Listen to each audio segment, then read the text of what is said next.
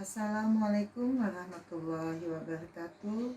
Pertama-tama marilah kita panjatkan puji dan syukur kita kehadirat Allah Subhanahu wa taala, Tuhan semesta alam yang tak henti-hentinya memberikan kita nikmat dan hidayahnya kepada kita semua.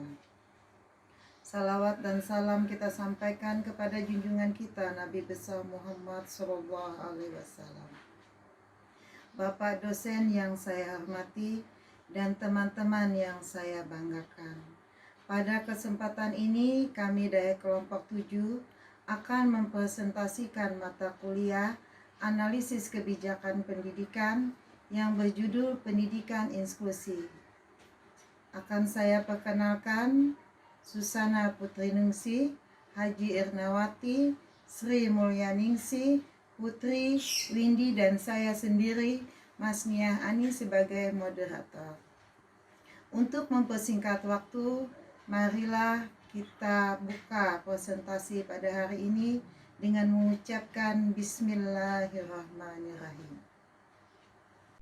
Pada materi pendidikan inklusi ini, ada beberapa submateri yang akan kami bahas. Yang pertama, pengertian anak berkebutuhan khusus. Yang kedua, pengertian pendidikan inklusi.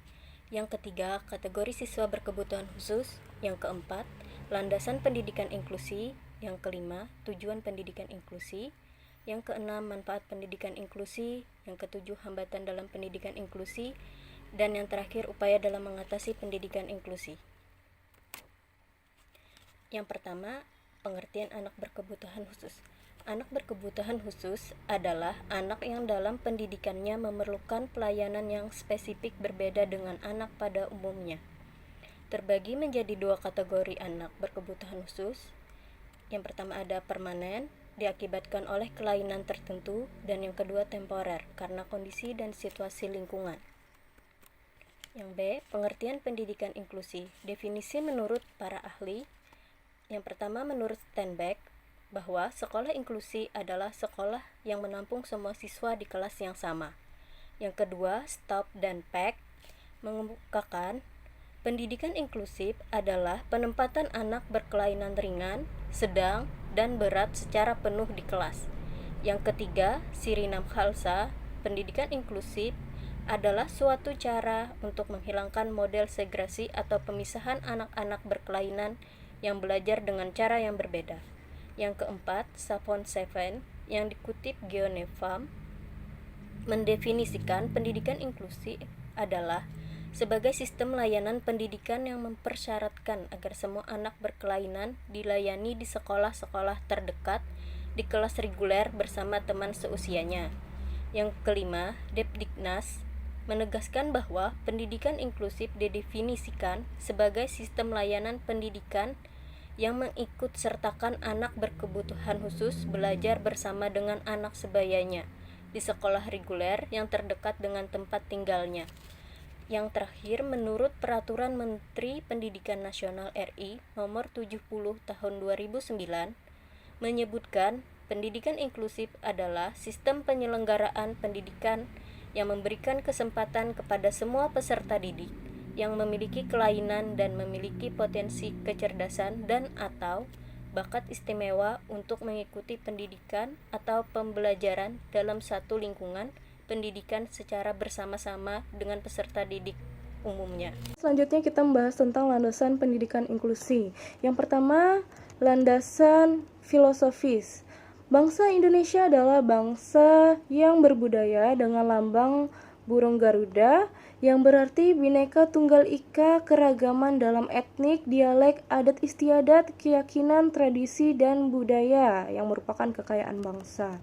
Kemudian, pandangan agama khususnya agama Islam ditegaskan bahwa manusia dilahirkan dalam keadaan suci, kemuliaan seseorang di hadapan Tuhan bukan karena fisik tetapi takwanya.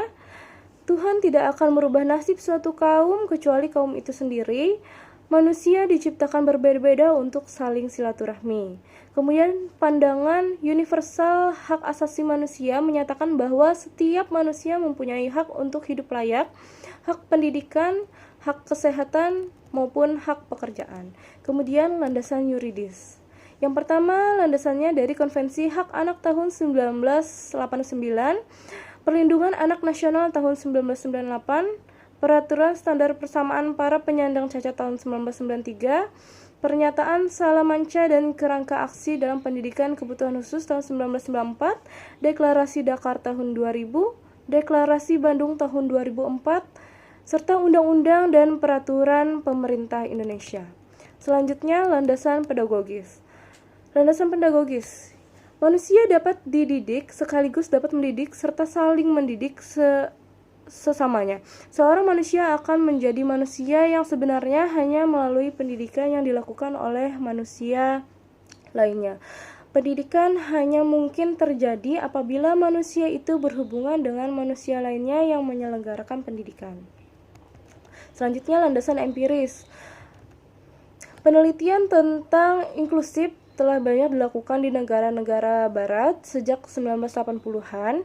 Namun penelitian yang berskala besar dipelopori oleh The National Academy of Science Amerika Serikat. Beberapa peneliti kemudian menyimpulkan bahwa pendidikan inklusif berdampak positif baik terhadap perkembangan akademik maupun sosial anak berkelainan dan teman sebayanya. Masuk ke tujuan pendidikan inklusi. Yang pertama, memberikan kesempatan yang seluas-luasnya kepada semua anak termasuk anak berkebutuhan khusus, mendapatkan pendidikan yang layak sesuai dengan kebutuhannya. Kemudian yang kedua, mempercepat program wajib belajar pendidikan dasar. Yang ketiga, membantu meningkatkan mutu pendidikan dasar dan menengah dengan menekan angka tinggal kelas dan putus sekolah. Yang keempat, menciptakan sistem pendidikan yang menghargai keanekaragaman, tidak diskriminatif, serta ramah terhadap pembelajaran. Kemudian yang kelima, memenuhi amanat Undang-Undang Dasar 1945, khususnya pasal 32 ayat 1 yang berbunyi setiap warga negara berhak mendapat pendidikan, dan ayat 2 yang berbunyi setiap warga negara wajib mengikuti pendidikan dasar dan pemerintah wajib membiayainya. Demikian dari saya, selanjutnya akan dilanjutkan oleh rekan saya. Memasuki poin F, manfaat pendidikan inklusi. Manfaat pendidikan inklusi ada 5. Yang pertama adalah manfaat bagi guru, kemudian manfaat bagi murid, manfaat bagi orang tua dan keluarga, manfaat bagi pemerintah, dan manfaat bagi masyarakat. Poin G adalah hambatan dalam pendidikan inklusi. Antara lain hambatan yang kita rasakan antara lain adalah hambatan dari segi pendanaan, kemudian hambatan dari kurikulum, ketidakpastian adanya pendidik, kurangnya tenaga pengajar, hambatan dari budaya, dan terakhir adalah hambatan dari kelembagaan. Poin H adalah upaya bagaimana penanganan pendidikan inklusi agar bisa berjalan dengan lancar. Tentu saja adalah 3 hal yang harus kita perhatikan upayanya. Antara lain adalah adanya sosialisasi dan workshop, adanya melibatkan stakeholder atau pemerintah setempat dan pengusaha yang ada di kota kita setempat, dan yang terakhir adalah monitoring atau evaluasi dari pengawas, dari pendidik, dari dinas pendidikan, dan secara umum adalah dari seluruh Indonesia. Terima kasih atas perhatian rekan-rekan semuanya. Kurang lebihnya mohon maaf. Demikian akhir presentasi dari kelompok kami. Semoga bermanfaat untuk kita semua. Semoga apa yang telah kami sampaikan barusan adalah awal untuk kita menerjang badai kehidupan. Terima kasih.